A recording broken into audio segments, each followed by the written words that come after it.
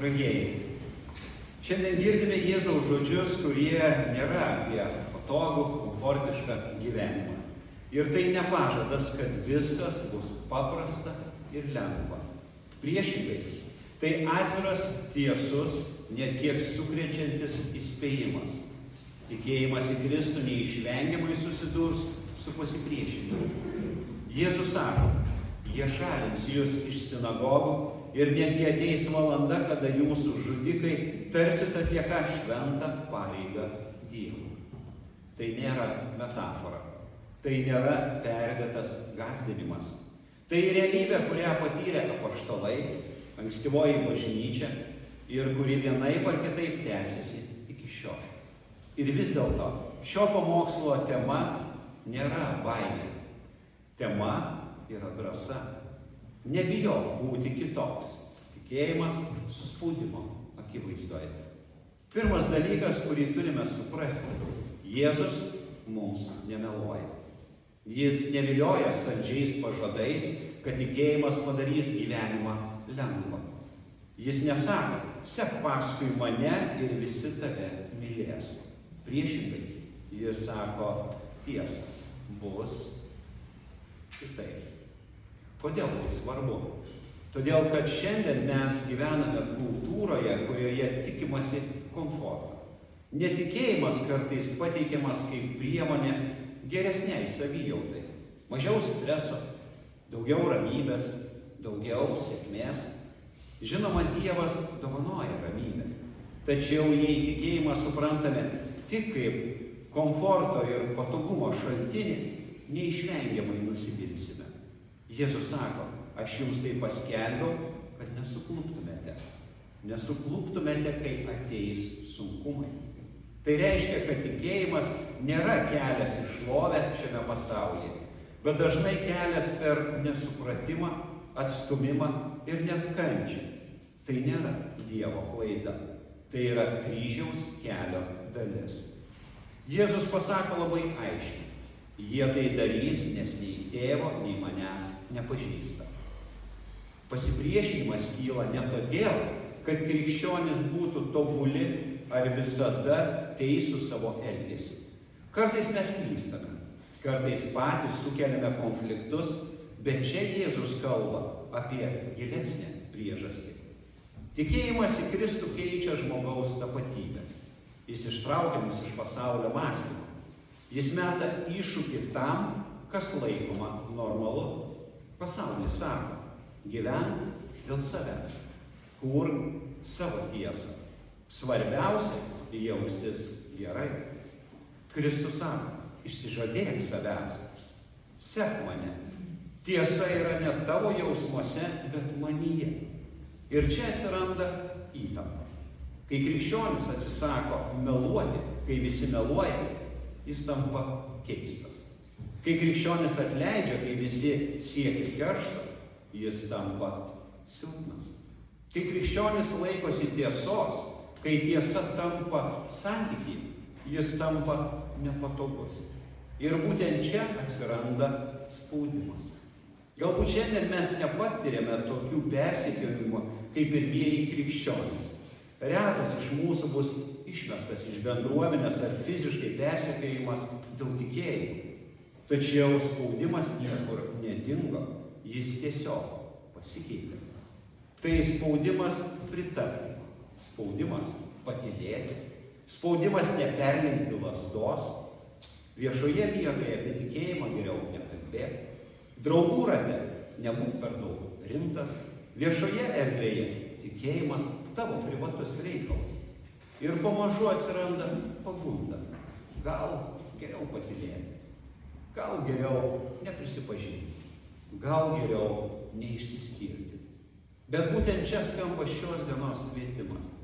Nebūk tik stebėtojas, nebijok būti kitoks. Tačiau čia labai svarbu pastebėti. Jėzus ne tik įspėja apie sunkumus, jis duoda pažadą. Kai ateis globėjas, kurį jums atsiųsiu nuo tėvo, tiesos dvasia, kuri eina iš tėvo, jis toliau liudys apie mane. Ir jūs liudysite, nes nuo pradžios su manimi esate buvę. Pastebėkite tvarką. Pirmiausia, dvasia, tada tik mes. Mes nesame pašaukti būti drąsūs iš savęs. Mes nesame pašaukti įrodyti tikėjimą savo jėgą. Mes nesame pašaukti tapti herojais. Mes esame pašaukti pasitikėti, kad šventoji dvasia veikia per mus. Tai keičia viską. Nes tuomet liudijimas nėra spaudimas. Tai nėra turiu pasirodyti geras krikščionis. Tai yra paprastas buvimas tuo, kuo esame Kristui. Kartais tai reiškia žodžius, kartais tylų liudijimą. Kartais sprendimus, kurie kalba garsiau nei kalba. Ir net kai jautiesi silpnas, dvasia veikia. Pripažinkime atvirai, būti kitokiam yra sunku. Mes visi norime būti priimti, mes visi bijome būti atstumti. Mes visi jaučiame, kaip skauda, kai esi nesuprastas. Ir būtent čia slypi didžiausia pagunda. Neišduoti tikėjimą garsiai, bet jį nutildyti. Nesakyti, aš netikiu, bet gyventi taip, lyg tikėjimas neturėtų jokios reikšmės. Ir čia slypi pavojus. Nes tikėjimas, kuris neturi jokios įtakos gyvenimui, pamažu tampa tik idėja, o idėja negelbsti. Tikėjimas nėra patogus, bet jis yra tikras. Patogumas sako, prisitaikyk. Tiesa sako, pasilik manyje. Patogumas sako, neišsiskirk. Tiesa sako, būk šviesa. Patogumas sako, saugok save. Tiesa sako, pasitikėk manimi. Ir čia kiekvienas krikščionis yra kviečiamas apsispręsti. Ne vieną kartą gyvenime, bet kasdien. Kiekvieną kartą. Ar aš gyvensiu taip, kad būčiau patogus, ar aš gyvensiu taip, kad būčiau ištikimas. Dievas veikia ten, kur žmogus atrodo silpna.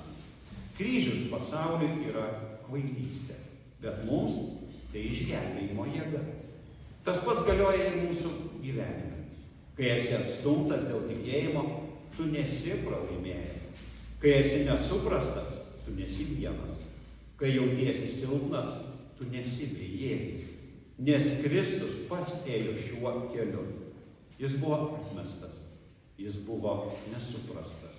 Jis buvo nukryžiuotas. Ir būtent per tai mums atėjo išgelbėjimas. Jėzus sako, aš jums visą šitą kalbėjau, kad jūs siautėjimo metui atėjus atsimintumėte, jog buvau jūs įspėjęs. Aš jums to nesakiau iš pradžių, nes buvau su jumis. Tai reiškia, kai ateis sunkumas, mes nepasimesime. Mes sakysime, Jėzus apie tai kalbėjo. Tai nėra pabaiga, tai yra kelio dalis. Nes tikėjimas, kad viskas bus lengva, netikėjimas, bet viltis, kad Dievas yra ištikimas mus gelbsti. Taigi, ką reiškia praktiškai nebijoti būti kitokiam? Tai nereiškia būti arogantišku, tai nereiškia ieškoti konfliktų, tai nereiškia laikyti save geresniu už kitus. Tai reiškia likti ištikimam tiesą, net kai tai nepatogu. Kalbėti su meile, net kai būni nesuprastas.